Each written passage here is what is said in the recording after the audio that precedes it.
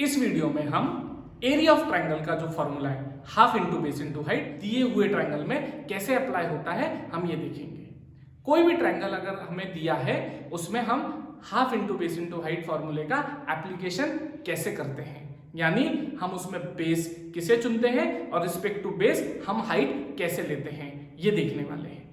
जिन questions में हमें height और बेस पहले से दी होती है उन क्वेश्चंस में हम वो डायरेक्टली वो हाइट और बेस की वैल्यू या वेरिएबल यूज कर लेते हैं एरिया निकालते समय।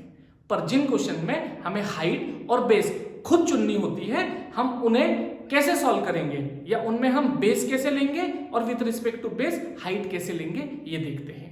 हम कुछ एग्जांपल लेते हैं उसके लिए। मान लो हमारे पास एक ट्रायंगल है ये एबीसी जिसका नाम है।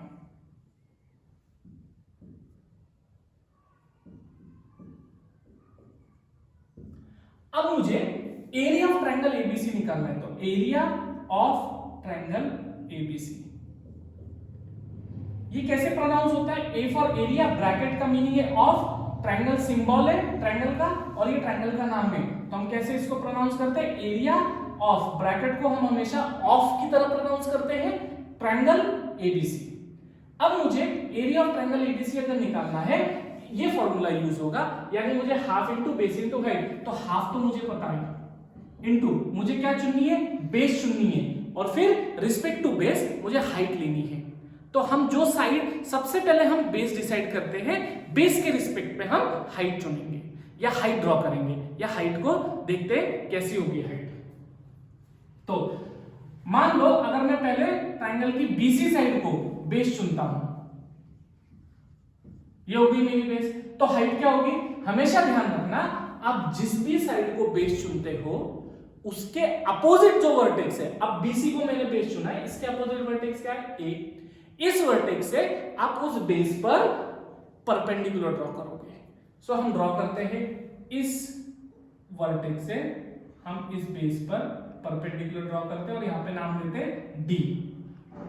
तो ये हो गई हमारी हाइट जब हमने बीसी को बेस चुना था।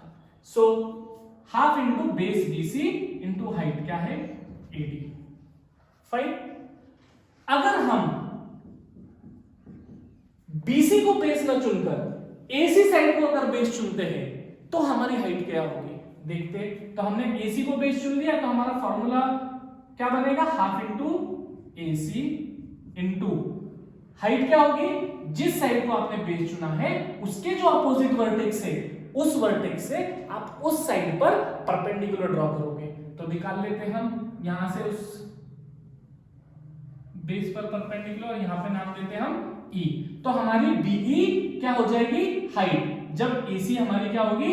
बेस। तो half into base AC into height क्या है हमारी? बीई। ये हुआ हमारा फॉर्मूला। अब हम लास्ट केस देखते हैं इसमें कि अगर मान लो AB साइड को अगर हमने बेस चुना तो हाइट क्या होगी? तो AB को अगर बेस चुनते हैं तो हमारा फॉर्मूला बनेगा हाफ इंटू AB, ये हो गई बेस, इंटू हाइट क्या होगी? इस बेस के अपोजिट जो वर्टेक्स है C, यहां से हमें इस पर परपेंडिकुलर ड्रॉ करना है। ड्रॉ कर ली तो इसे हम नाम देते हैं F। तो CF क्या हो जाएगी? हमारी हाइट हो जाएगी जब AB साइड हमारी ट्रायंगल की क्या होती है? बेस। तो हाइट क्या लिखेंगे हम? CF। तो हमारा ये एरिया ऑफ ट्रायंगल का फॉर्मूला होगा। अब ऐसे 3 डिफरेंट वेज में depending on the base height मिलेगी और एरिया ऑफ ट्रायंगल का फॉर्मूला बनेगा। Depending on the base height मिलेगी और एरिया ऑफ ट्रायंगल का फॉर्मूला बनेगा। Depending on the base height मिलेगी और एरिया ऑफ ट्रायंगल का फॉर्मूला बनेगा। तो ये 3 डिफरेंट केसेस बनी, पर इन तीनों डिफरेंट केसेस में जो फाइनल आंसर आएगा तीनों डिफरेंट केसेस में जो फाइनल आंसर आएगा वो फाइनल आंसर सेम रहेगा, क्योंकि हम इन तीनों डिफरेंट वेज में एक ही ट्रायंगल का एरिया निकाल रहे हैं, फिगर चेंज नहीं कर रहे। तो हमारा आंसर क्या होगा तीनों डिफरेंट वे में? सेम। पर आंसर निकालने के तरीके किस पे डिपेंड करते हैं? बेस और हाइट पे। इसलिए ये 3 डिफरेंट वेज हमें मिलते हैं। ये तो हो गई इस ट्रायंगल की बात। मान लो अगर हमारा कोई ट्रायंगल ऐसा होता है,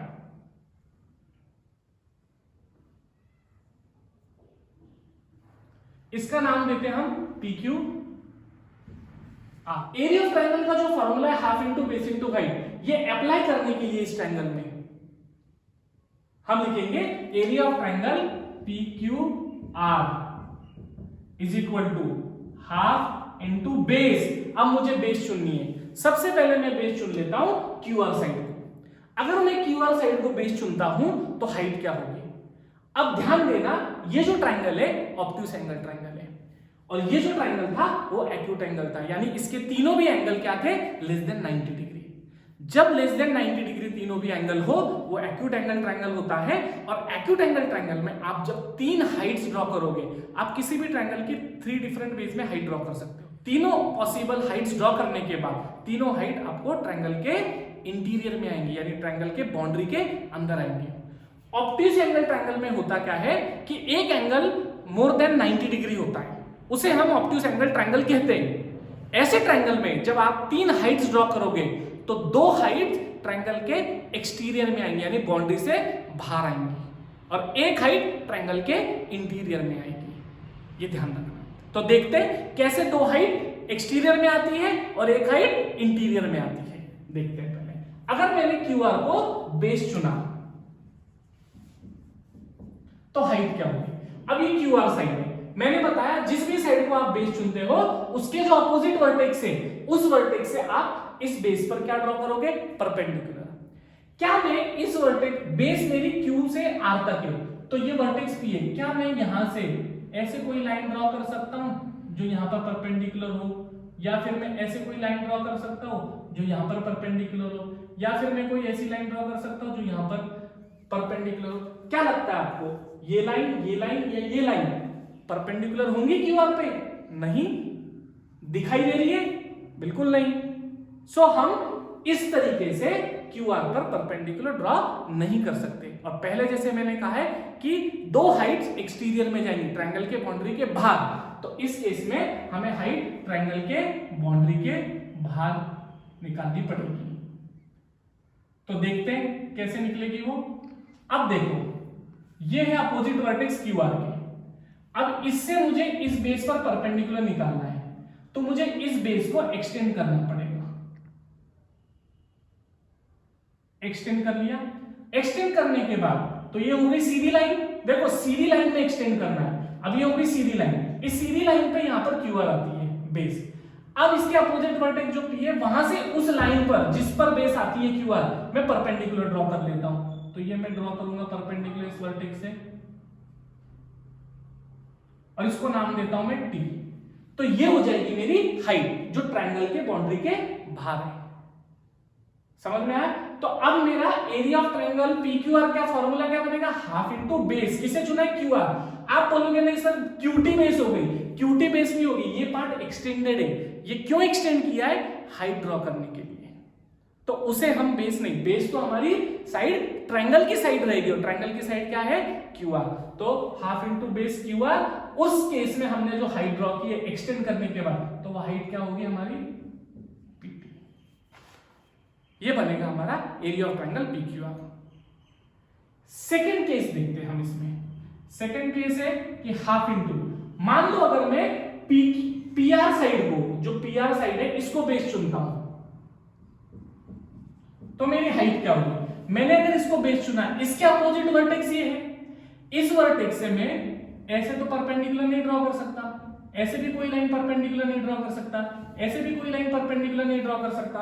देखने में ही आपको ये डॉटेड लाइन इस पीआर साइड पे परपेंडिकुलर दिखाई दे रही है? नहीं। और पहले ही मैंने कहा है ऑब्ट्यूज एंगल ट्रायंगल में दो हाइट एक्सटीरियर में जाती है, यानी ट्रायंगल के बाउंड्री के बाहर जाती है। तो इस केस में भी ट्रायंगल के बाउंड्री के बाहर आएगी हाइट। कैसे? देखते हैं। मैंने अगर पीआर को अगर बेस चुना है तो मुझे पीआर वाली साइड एक्सटेंड करनी पड़ेगी। एक्सटेंड करूंगा मैं उसे सीधी लाइन में।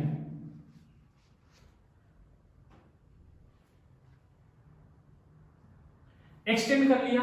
देखो अब ये जो P से यहां तक जो लाइन है उस लाइन पे पीआर साइड आती है, इसे मैंने स्ट्रेट एक्सटेंड कर लिया। एक्सटेंड करने के बाद पीआर साइड के अपोजिट जो वर्टेक्स है Q, उस वर्टेक्स से मैं यहां पर परपेंडिकुलर ड्रॉ करूंगा और यहां पे नाम देता हूं S।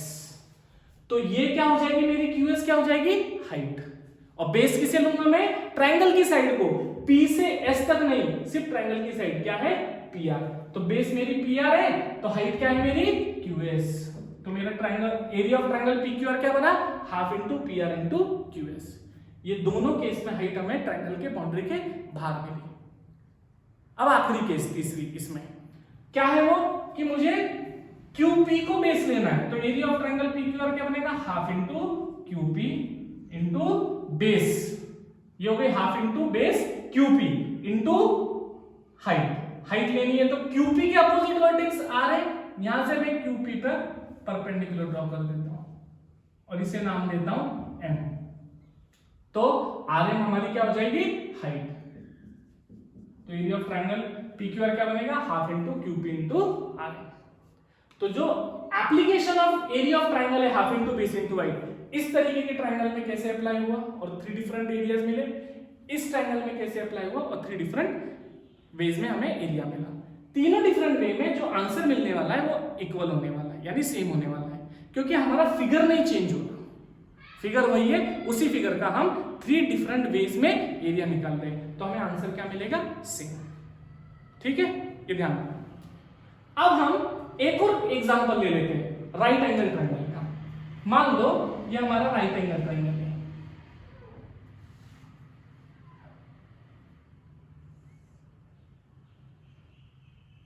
यहां पर angle 90 degree. Right angle triangle यानी कि क्या, ऐसा ट्रायंगल जिसमें एक एंगल 90 डिग्री होगा। इसका नाम हम लेते हैं सपोज GHI लेते हैं। अब इस ट्रायंगल में मुझे ये फॉर्मूला एरिया का अप्लाई करना है, तो कैसे अप्लाई होगा। राइट एंगल ट्रायंगल में एक एंगल 90 डिग्री होता है, यानी 90 डिग्री एंगल बनाने वाली साइड्स आपस में क्या होती है, परपेंडिकुलर होती है। देखो 90 डिग्री यहां पर बना है, किन दो साइड्स में बना है, GH और HI में। HI और GH आपस में परपेंडिकुलर है, हम ये बोल सकते हैं GH को HI क्या है, परपेंडिकुलर है, और HI को GH क्या है, परपेंडिकुलर है। अब इसमें अगर मैं area of triangle GHI apply करता हूं तो क्या बनेगा, हाफ इंटू, पहले मैं HI साइड को बेस ले लेता हूं, HI को।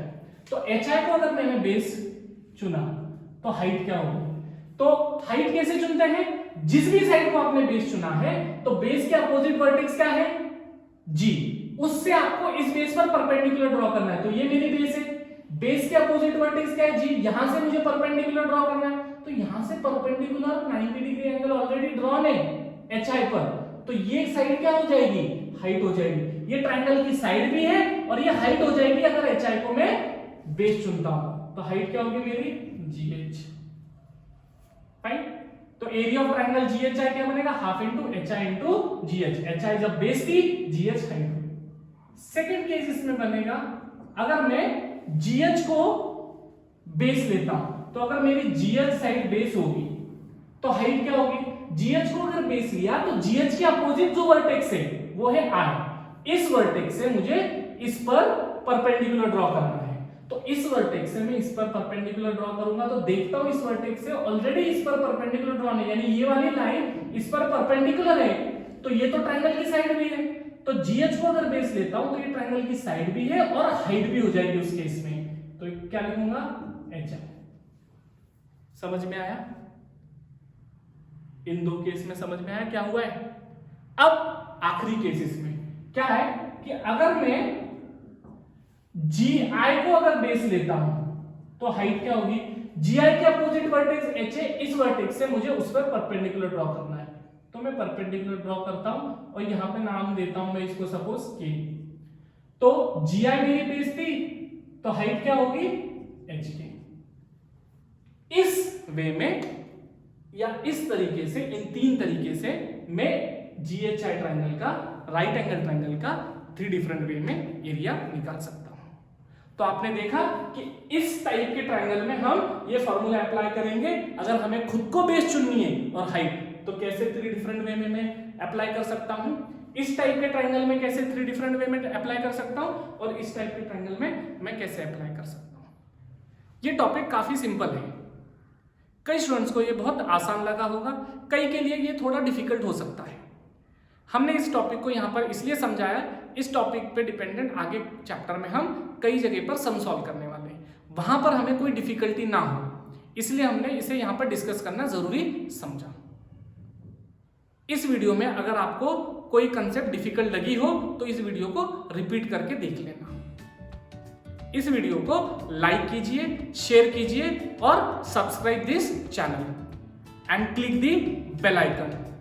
As soon as I upload next video, you will get early notification. Thank you.